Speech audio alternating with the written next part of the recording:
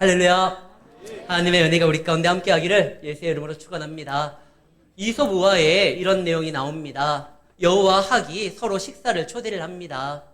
우리 집에서 식사를 융숭하게 대접할 테니까 와가지고 같이 기쁨의 교제를 나누자. 여우가 준비했는데 학이 도저히 먹을 수가 없습니다. 부리가 긴 학은요, 접시에다 담겨있는 그 식사를 이렇게 소화할 수가 없는 거예요. 이제 학이 앙심을 품고 다음번에는 우리 집에서 식사하자. 내가 널 초대하겠다. 근데 부리가 없는 여우가 먹을 수 없는 이 호리병에다가 또 음식을 담아서 주죠. 상대를 배려하지 않고 오히려 자기 위주로, 그리고 상대를 모욕 주려고 그렇게 식사를 대접하다 보니까 오히려 서로가 더욱더 갈등만 생기고 서로에 대해서 안 좋은 내용으로 이야기는 끝이 납니다. 누군가가 우리에게 식사를 초대했는데 그 목적이 우리를 존경하거나 우리를 사랑하거나 우리에 대해서 우리의 삶을 인정하면서 교제를 나누기 위함이 아니라 뭔가 공격하고 음흉한 생각이 있고 음모가 있다고 하면 우리는 그 자리를 가지 않을 거예요. 근데 우리는 그 사람이 어떤 마음으로 우리를 초대했는지 사실 잘 모를 때가 많아요. 그래서 초대를 받고 나아갔다가 오히려 기분만 나빠질 때가 있습니다. 그런데 주님은요, 중심을 보시는 분이잖아요. 그가 어떠한 생각을 가지고 있는지 다 아시는 분이에요. 근데 그가, 예수님이 한 초대에 임하는데 그 자리가 예수님을 정말 맞이하려고 하는 그런 자리가 아니에요. 예수님을 공격하려고, 뭔가 빌미를 잡으려고, 예수님을 넘어뜨리기 위해서, 아니면 예수님을 모욕 주기 위해서 자리에 초대하는 겁니다. 그럼 안 가야죠. 아니, 몰랐으면 가겠는데 알고서는 가면 안 되잖아요. 근데 예수님이 가요. 오늘 본문에 등장하는 한 바리새인이 예수님을 초대했던 그 자리, 거기에 어떤 일이 벌어지느냐? 한 여인이 옥합을 깨트려 향유를 붓는 그런 내용이 등장을 합니다. 그런데요, 막달라 마리아, 7 귀신 들렸다가 해방을 얻은 그 나사로의 여동생, 그 마리아가 옥합을 깨트린 적이 있거든요. 오늘 본문이 그 내용과는 유사하지만 전혀 다른 내용입니다. 막달라 마리아가 옥합을 깨었었던 건 예수님이 십자가에 달리기 얼마 앞두고 그의 장례를 준비하기 위해서 옥합을 깨트린 거예요. 그리고 그거에 대해서 불만을 품었던 사람들은 제자들, 특히 돈깨를 담당하고 있었던 가룟 유다였죠. 이 비싼 거를 왜 발 씻는데 깨뜨려가지고 허비하느냐. 가난한 사람 나눠주면 좋을 텐데. 그때 예수님이 아니다. 그는 나의 장례를 준비하는 것이다. 가난한 사람들은 항상 너희 옆에 있으니 그들을 너희가 도우면 된다. 이 여인이 한 헌신은 복음이 증거되는 곳마다 나타내야 된다. 이것이 막달라 마리아가 옥합을 깨트린 거고, 오늘 본문의 여인은 전혀 다른 사람입니다. 우리가 혼동하는 건 옥합을 깨트렸다는 파격적인 행동을 보였다는 거와, 또 하나, 그 예수님이 머물고 있는 그 집의 집주인 이름이 시몬, 똑같아요. 근데 막달라 마리아가 깨트렸던 그 옥합의 그 집주인 시몬은 나병 환자 시몬이었고, 오늘 본문은 바리새인 시몬이에요. 시몬이라는 이름이 흔해요. 아마 이스라엘 이 당시에 가서 시몬아 그러면 한 3분의 1은 뒤돌아볼 거예요. 시몬이, 베드로 이름도 시몬이잖아요. 시몬이 흔해요. 그렇기 때문에 우리가 혼동될 수 있지만 전혀 다른 내용이에요. 여기에서 이 바리새인은 예수님을 한번 내가 모욕 좀 줘야 되겠다. 소문을 듣자 하니 갈릴리 한 청년이 웬 사람들을 몰고 다니면서 선지자 흉내를 내고 있는데 내 동료들, 바리새인들과 율법사들이 뭔가 말을 하려고 하다가 오히려 된통 당했다고 하니 내가 한번 이 청년, 그가 얼마나 사입이고 가짜인지 내가 까발리겠다. 그래서 초대한 거예요. 그래서 초대를 했는데 갑자기 한 여인이 등장하더니 눈물로 예수님의 발을 씻습니다. 향유를 부어가지고 예수님의 발을 닦습니다. 입을 맞춥니다. 자신의 머리로 그 발을 다시 또 이렇게 마사지를 해요. 이게 말이 안 되는 거예요. 이 여인이 그 자리에 있다는 것조차가. 왜냐하면 이 여인은 유명한 사람입니다. 그 동네에서 모든 사람들이 다 아는 여인이에요. 인싸이기 때문에 그런 것이 아니라 죄인이기 때문에 그래요. 오늘 말씀해 보면 37절, 그 동네에 죄를 지은 한 여자가 있어. 이 여인은 그 마을 공식 지정 죄인이에요. 아주 죄인이에요. 근데 이 죄인의 여자라고 표현한 것이 완곡한 표현으로 사실 창녀나 이런 이들을 지칭할 때 쓰는 말이에요. 그러니까 그 여인은 몸을 파는 그런 여인이에요. 하나님의 창조 질서, 가정의 질서를 무너뜨리는, 그래서 죄인이에요. 그가 어찌하다가 이런 삶을 살게 되었는지는 모르지만 어쨌든 그는 죄인이에요. 바리새인은 스스로 의롭다라고 생각을 합니다. 자기는 전혀 문제가 없다라고 생각을 해요. 지난주에 우리가 보았었던 본문에는 바리새인들과 율법사들은 세례 요한의 세례도 받지 않았다고 되어 있어요. 세례 요한의 세례는 회개의 세례였어요. 그들은 자신들이 회개할 이유가 없는 거예요. 나는 의롭고 하나님과 함께하는 사람들인데. 그런데 그 의롭다라고 하는 바리새인 집에 죄인이라고 인정되는 한 여인이 그 집에 쑥 들어와요. 있을 수 없어요. 평상시에 이 여인이 동네에 알짱거려도 사람들이 돌을 던지거나 뭐라고 막 욕을 해댔는데 하물며 거룩하다라고 생각하는 이 바리새인 집에 이 여인이 훅 들어온 거예요. 그리고 자기가 초대한 그 손님 예수님의 발을 막 씻는 거예요. 그때 바리새인이 생각합니다. 봐라 봐라.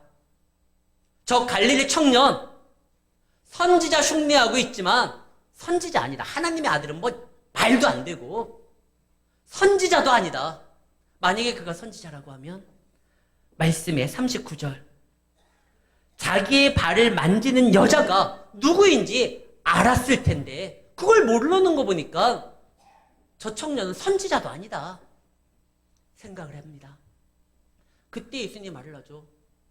시몬아, 내가 너에게 질문하겠다. 500데나리온 빚진 자가 있고 50데나리온 빚진 자가 있는데 갚을 능력이 없다. 이때 당시에 그 돈을 갚을 능력이 없으면 저당 잡혀있던 모든 재산뿐만 아니라 이후에도 그것이 처리가 안 되면 노예가 돼야 돼요. 노예가 될 위기가 있는데 그 빚을 갚으라고 하는 사람이 불쌍히 여겨 그의 빚을 다 탕감해줬다. 누가 더 고마워하겠냐? 제 생각에는 500데나리온 10배의 빚을 더 많이 진 사람이 탕감받았을 때 더 감사할 것 같은데요. 맞았다. 이 여인이 그렇다. 그러면서 이제 이 여인에 대해서 이야기를 합니다. 이 여인이 어떤 여인이에요? 공식 지정 죄인이에요. 자기가 아무리 깨끗하다라고 이야기해도 아무도 그걸 인정하지 않아요. 그는 죄인이에요. 근데 그 죄인이 어느 날 예수님에 대한 말씀을 듣습니다. 자기는 죄인이고 이제 이 삶을 더 이상 어떻게 해결할 수 없다라고 생각을 합니다. 다시 시작할 수도 없잖아요. 이 생망, 이번 생에는 망한 거예요. 이 여인에게는. 근데 어느 날 예수님의 말씀이 들려옵니다. 그 말씀을 통하여 진리가 너희를 자유케 하리라 하나님의 사랑을 느끼게 됩니다. 나는 죄인이지만 하나님은 이 죄인을 버리지 아니하시고 말씀을 주심으로 나의 삶을 새롭게 하는구나. 이런 말이 있는지는 모르겠지만 이 생 땡, 이번 생에는 땡 잡았다. 적어도 예수님을 만나 내가 죄인이지만 이 죄가 사라지고 하나님의 자녀로서 변화됐다는 이 사실 하나 잡았으니까 뭐 땡큐고 땡 잡은 거다. 이 여인은 너무 감사한 거예요. 많은 사람들이 자기를 죄인 취급하고 심지어 자기의 친구들과 이웃뿐만 아니라 가족들도 자기와 상종을 하지 않는데 예수님이 말씀을 전합니다. 하나님이 세상을 이처럼 사랑하사 독생자를 주셨으니 누구든지 그를 믿으며 멸망치 않고 영생을 얻으리라. 그럼 나 같은 죄인도 맞아요. 우리 같은 죄인도 영생을 얻습니다. 이 여인은 그걸 누구보다 깊이 깨닫게 됩니다. 그래서 이 고마움을 표시하려고 예수님께 나아가려고 하는데 예수님이 어디에 있죠? 바리새인 집에 있어요. 그 집에 자기는 출입을 못해요. 앞에 명패에 써 있어요. 걔와 이 여인은 출입을 금합니다. 아니 공식적으로 짐승 취급당하면서 사람 취급도 받지 않는 이 여인이 예수님한테 감사하고 싶은데 어떻게 감사하지를 못하겠는 거예요. 근데 보니까 예수님이 모욕당하고 있어요. 원래 사람이 초대하면 어떻게 해야 되느냐?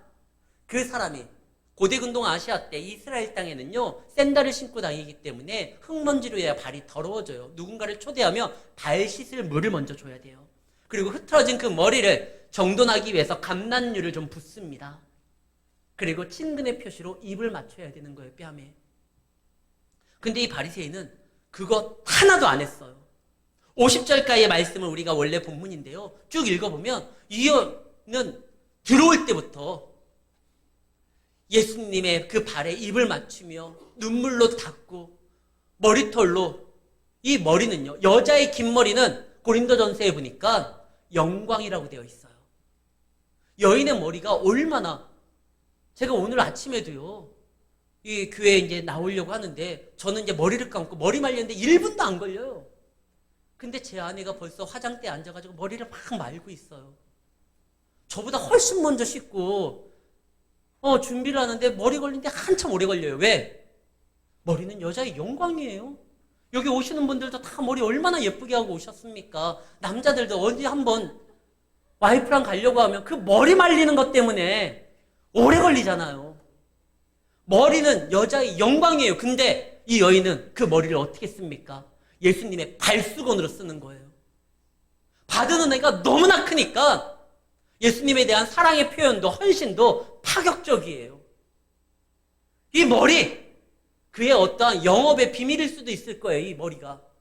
근데 이 여인은 이제 내가 그 예수님이 가시는 그 길을 내가 대신할 수는 없지만 적어도 예수님이 가시는 그 발, 그것만이라도 닦아드리자. 이런 찬양 있잖아요. 내게 있는 향유옥화 주께 가져가. 그 발 아래 입 맞추고 깨뜨립니다. 나를 위해 험한 산길 오르신 그 발, 내가 대신할 수는 없어도 나를 위하여 오신 그 발을 내가 닦아드리겠습니다. 근데 거기까지 가지 수많은 사람들의 시선, 자기를 비난하는, 조롱하는, 경멸하는 눈초리, 비난하는 목소리, 이 여인은 들리지도 않아요. 지금 예수님 앞에 나아가기에 자신의 시선이 고정되어 있을 뿐만 아니라 예수님 말씀 듣기에도 아까운 시간에 다른 비난하는 말에 마음을 빼앗길 시간적 여유도 없어요.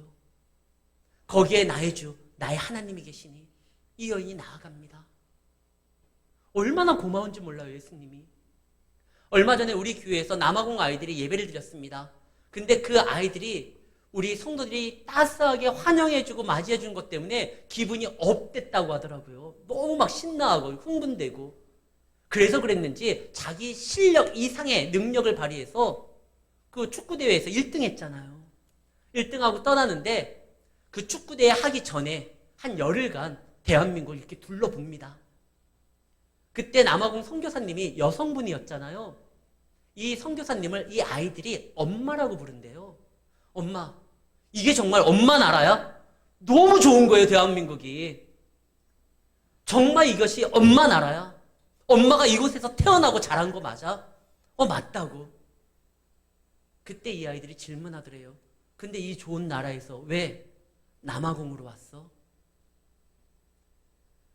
그때 이 엄마 선교사님이 하신 말이 너희들 만나려고, 너희들에게 주님의 사랑을 전해주려고. 이 말을 듣자마자 애들이 울더래요.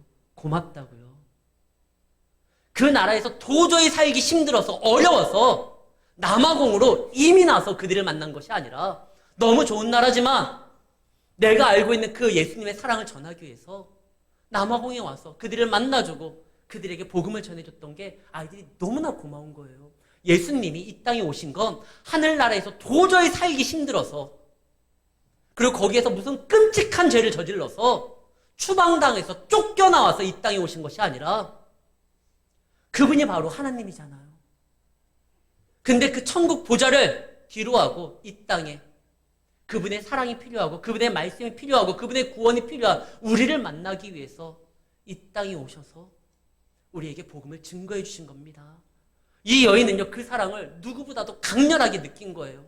자기는 정말 부정할 수 없는 죄인인데 이 죄인인 나를 만나기 위해서 저 하나님의 아들이신 분이, 저 하나님이신 분이 이 땅에 오셔서 지금 바리새인한테 굉장히 큰 모욕을 당하고 무시를 당하고 손님을 초대했는데 발 씻을 물조차 주지 아니하고 기름도 붓지 아니하고 경멸하듯이 예수님을 막 살피고 있는데 그러면 안 되지. 나라도 그분 앞에 나아가서 그분이 나의 주 나의 하나님임을 고백하고 그분의 발을 씻겨드려야지. 그래서 이 여인이 간 거예요.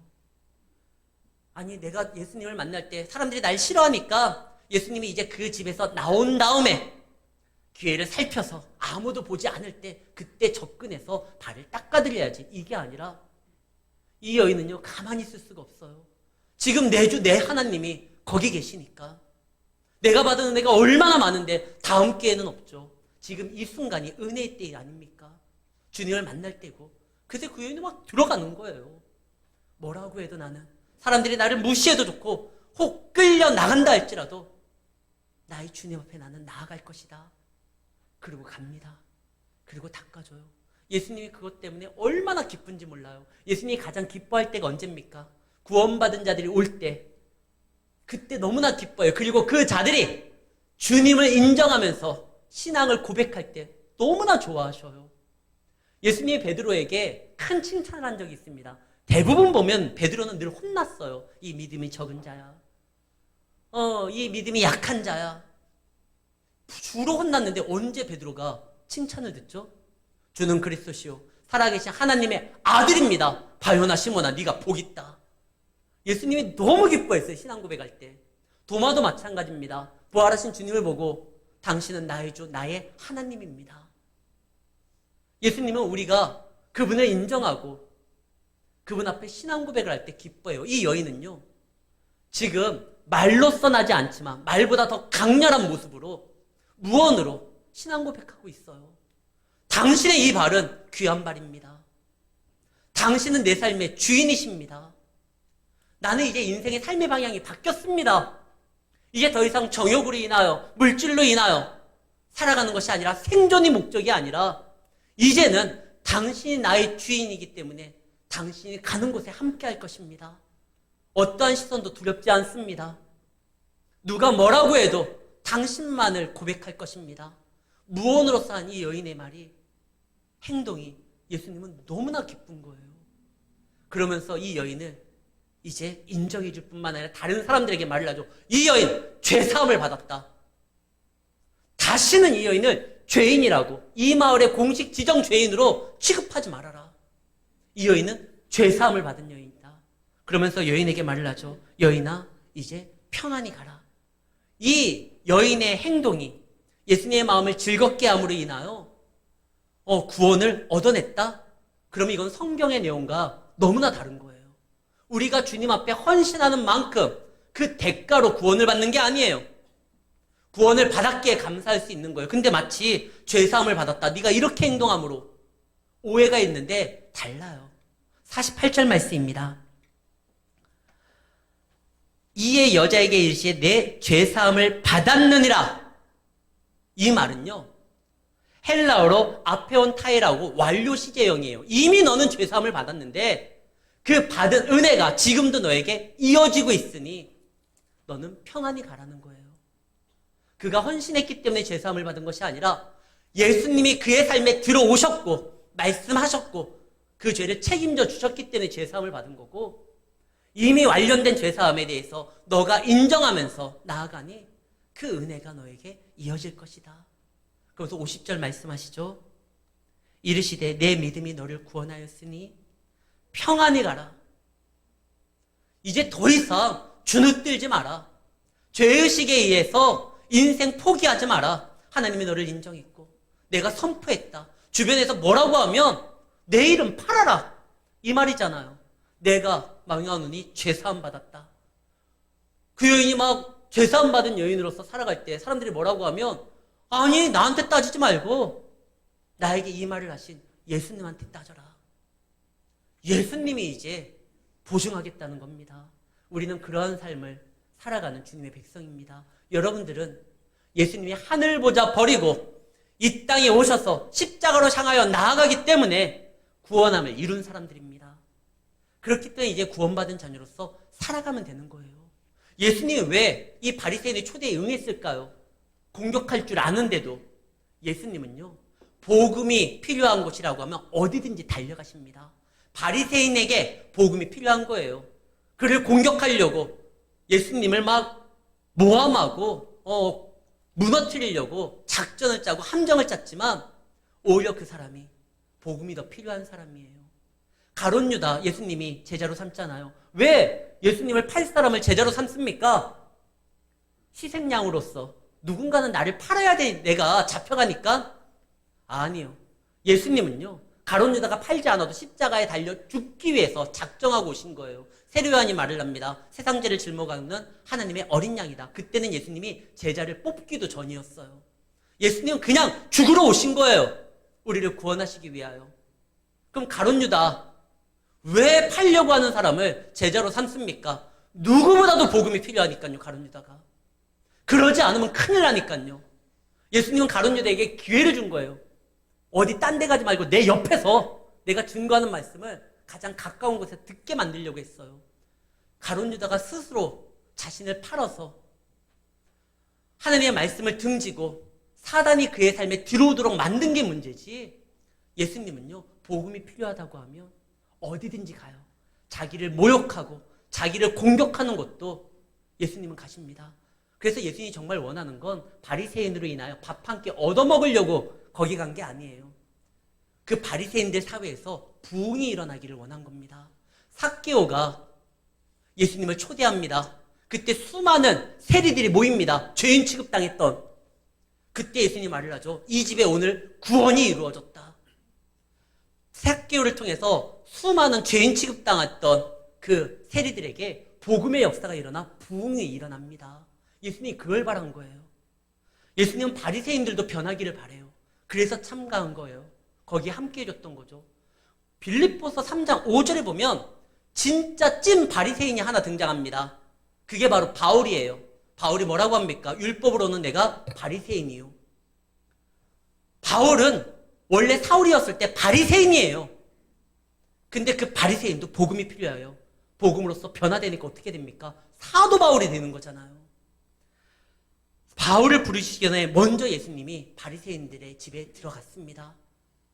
그때 이 바리새인이 깨닫고 회개하고 예수님을 붙들었다고 하면 바리새인 사회에서 부흥이 일어났을 거예요. 예수님은 자기를 해하려고 공격하는 곳에서도 마다하지 않고 나아갑니다. 복음이 필요하니까요. 우리의 삶에도 그분이 들어오신 거 아닙니까? 복음이 필요하기 때문에. 근데 복음이 필요해서 들어온 우리의 삶에 그 주님의 말씀을 마음에 새기고 있습니까? 그냥 듣기 좋은 말, 내가 평가하기 좋은 말, 내가 판단해야 되는 말로서 생각하는 것이 아니라 내가 붙들고 의지해야 될 말씀으로 나아간다고 하면 하나님께서 반드시 여러분들의 삶에 은혜를 더하실 것이며 세상에서 줄 수 없는 평안을 우리에게 허락하실 것입니다. 그러면서 이렇게 말씀하시죠. 여인아, 평안히 가라. 네가 구원을 받았다. 이번 한 주 우리 하나님 안에서 나를 위하여 이 땅에 오신 주님의 사랑에 감사하며 주님을 의지함으로 인하여 믿음 안에서 승리하고 평안한 삶을 이어갈 뿐만 아니라 주님에 대한 그 감사를 파격적으로 믿음의 행동으로 보이며 나아가 하나님의 기쁨으로 살아가는 우리 성도님들의 삶이 되시기를 예수의 이름으로 축원합니다.